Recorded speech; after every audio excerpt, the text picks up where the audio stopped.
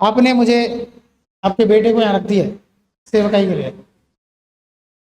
6 महीने या 3 महीने के बाद पास्टर जी हमारे रिश्तेदार आए, बेटे को भेज दो, हमें जाना है, उनको बता के 10 दिन रह के भेज देंगे, समर हॉलीडेज।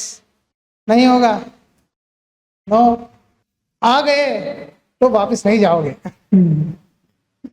बाइबल में इसीलिए लिखा है, यदि कोई हाथ डालता है जुए पे परमेश्वर की सेवकाई में, पीछे मुड़ के देखेगा, मेरे सेवकाई का लायक नहीं है। बहुत सीरियस बात है। जी 5 साल हो गए, एक बार 1 हफ्ते मेरे साथ रख लूंगी, भेज दो। नो, मन्नत मानने से पहले सोचना चाहिए, लेके जाओ, तुम्हारी मर्जी, प्रभु के नजर में तुम दोषी ठहरोगी। बहुत मुश्किल काम इसने किया, अन्ना ने। इसलिए मैं कहता हूँ सेवकाई के लिए आप आना चाहते हैं तो सब छोड़ना पड़ेगा, नो टर्निंग बैक, पीछे नहीं जा सकते। अगर आप मुझे पूछोगे आप कितने रिश्तेदारों की शादी में गए, एक भी नहीं गया, 0। कम से कम दोस्तों की शादी में भी नहीं गया। मैं, परमेश्वर ने मुझे यहाँ बांध दिया, मैं नहीं जा सकता। अगर वो बोले मेरे परमिशन मुझे दे तभी जाऊंगा। मेरी बहन बुलाई है, मेरी माँ बुलाई है, नो, प्रभु के काम में हो, नहीं जा सकते। फुल टाइम में आने से पहले पार्ट टाइम में ही था। पास्टर जी को बोलता, पास्टर जी घर जाओ। कितने साल हुए? 2.5 साल। अभी क्या है, अभी टाइम है, रुक जा, अभी नहीं, 2.5 साल के बाद रुक जा, रुक गया। बस फिर 6 महीने के बाद बस जाओ, आ जा। कितने दिन? 4 दिन। 4 दिन क्यों? 2 दिन काफी है। 2 दिन बहुत है, 4 दिन क्यों?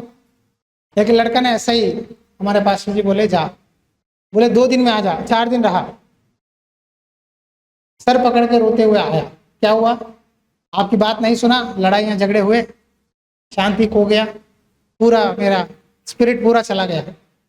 प्रभु को पता है कि क्या होने वाला है, इसीलिए प्रभु कहते हैं मत जा, इन लोगों से मत जा, मत बातचीत कर, मत बैठ, संभल के रहे। क्यों चेतावनी देता है? आपको मालूम नहीं है फ्यूचर, परमेश्वर को मालूम है। इसीलिए प्रभु कहता है बस बस। सब लोग अच्छे ही है, लेकिन शैतान आ जाता है बीच में। एक बात काफी है, बाइक जलाने के लिए 100 ml की पेट्रोल काफी है। आग की अंगार डाल दो पेट्रोल डायरेक्ट में। इसीलिए सामुएल का जीवन में मुझे बहुत पसंद है, वो परमेश्वर का भवन जो रहता है रहस्य, बस यही है। उससे ज्यादा हम बाइबल पे देखो, सामुएल की जीवन कहीं भी नहीं लिखा है कि वो अपने रिश्तेदार के घर गया, अपने माँ के घर में गया, कभी नहीं लिखा है। क्यों? ऐसा जी कर दिखाया उसने। जो भी करना है परमेश्वर से परमिशन लेना है। हालेलुया। एक पास्टर जी कहते हैं, उन्होंने परमेश्वर की सेवकाई के लिए 18 साल घर छोड़ के चले गए। 12 साल सेवकाई सब शिक्षा सीखने के बाद परमेश्वर ने कहा तू आंध्रा में सेवा कर, तो आंध्रा में गए। एक बार उनकी मम्मी डैडी को मिलने गए। उनकी डैडी ने बोला बेटा अपने पास वो 2-3 राइस मिल है, हम बहुत अमीर लोग हैं, गांव के पटवारी हैं हम, तेरा शादी करवा देंगे, तो यहीं सेवा कर ले। उन्होंने कहा मैं शादी नहीं करूंगा डैडी, मैंने प्रभु से शादी कर लिया, यीशु मसीह मेरा डैडी है, पति सब कुछ है, मैं ब्रह्मचारी रहूंगा, सदा सेवा करूंगा। ऐसे ही रह गए। डैडी ने कहा तेरा प्रॉपर्टी घर क्या हो जाएगा, तेरा वारिस नहीं होंगे तो क्या होगा, तुझे बच्चे नहीं है तो क्या होगा, परमेश्वर मुझे देगा, गॉड विल गिव मी। शायद मुझे फिजिकल बच्चे नहीं होंगे लेकिन आत्मिक बच्चे देगा।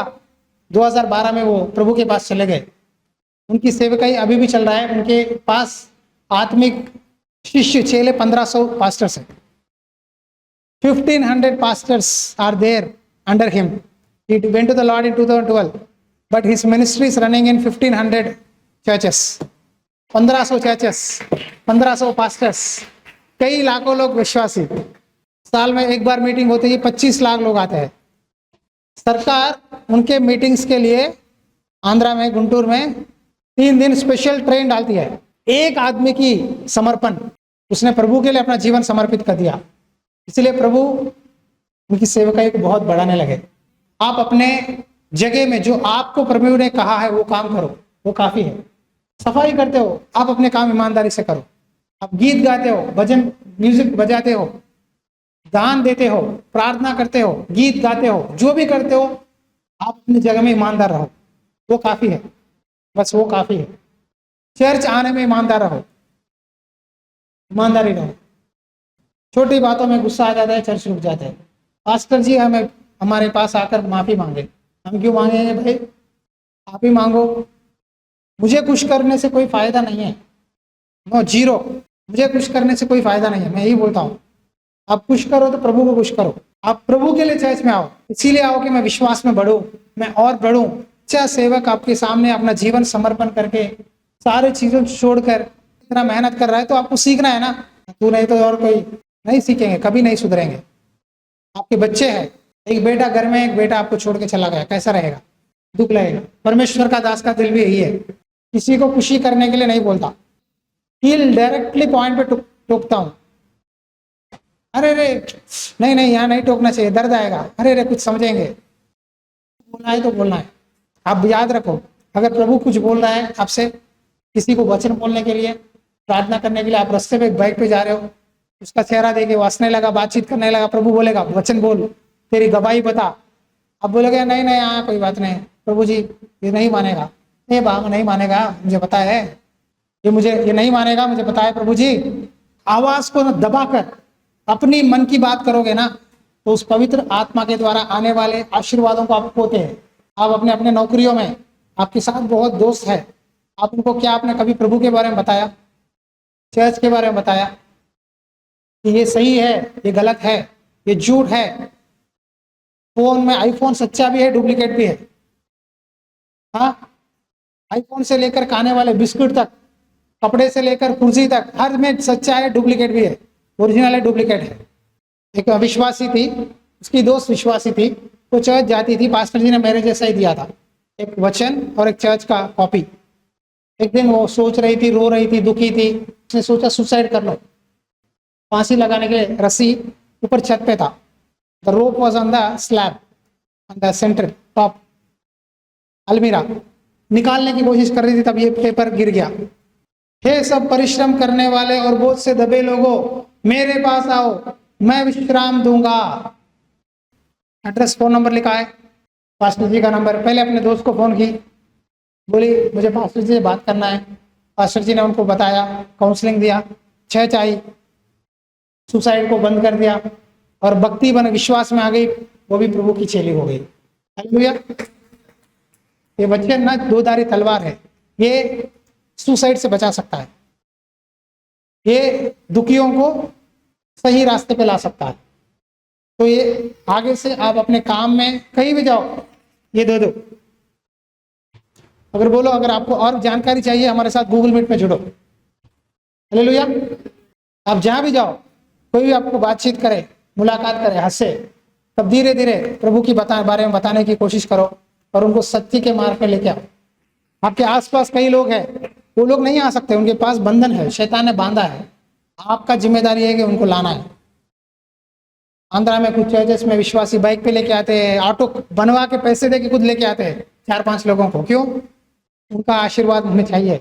अगर वो बदलेंगे, उनका जीवन बदलेगा, तो हमें आशीष मिलेगा। उनकी आशा है कि कम से कम ये लोग हमें ना समझे, लेकिन परमेश्वर के दास के वचनों को सुनकर कम से कम बदलेंगे तो ये आशीष पाएंगे। आपके आंसू प्रभु देख रहा है। लोग के सामने जितना भी रोओगे कोई फायदा नहीं है, परमेश्वर के सामने रोइए। अच्छा है रोना। रोने के बाद क्या होगा बताएं? After crying what will happen, you know? पत्थर जैसा रहता ना, बड़ा सा भारी पत्थर होता है दिल पे, जब रोते हो ना पूरा बोझ उतर जाता है, लाइट हल्का सा लगता है।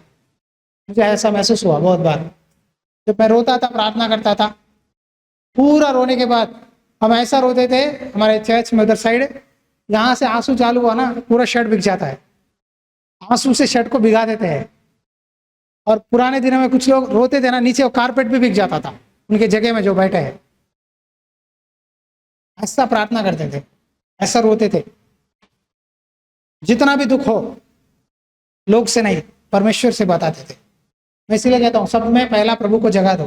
कुछ भी नहीं है ना, पहले प्रभु से पूछो, बाद में लोगों को बताओ। मंत्र एक ही है, प्रार्थना प्रार्थना प्रार्थना। हालेलुया।